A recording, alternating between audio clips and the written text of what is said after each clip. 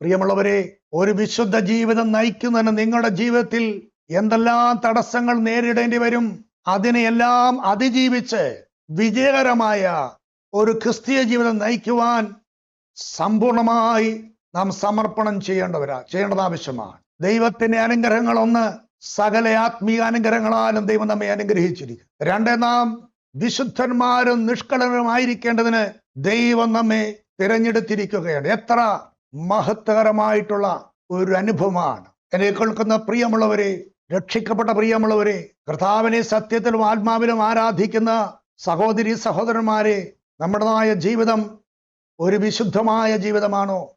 ലോകത്തിൽ നിന്നും പാപത്തിൽ നിന്നും ലോകത്തിന്റെ എല്ലാവിധമായ ഇമ്പങ്ങളിൽ നിന്നും മാലിന്യങ്ങളിൽ നിന്നും ഒഴിഞ്ഞു നിന്നുകൊണ്ട് വാക്കിലും പ്രവൃത്തിയിലൂടെയും ചിന്തകളുടെയും ഒക്കെ വിശുദ്ധമായിട്ടുള്ള വേർതിരിക്കപ്പെട്ടതായ ഒരു ജീവിതമാണോ നാം നയിക്കുന്നത്?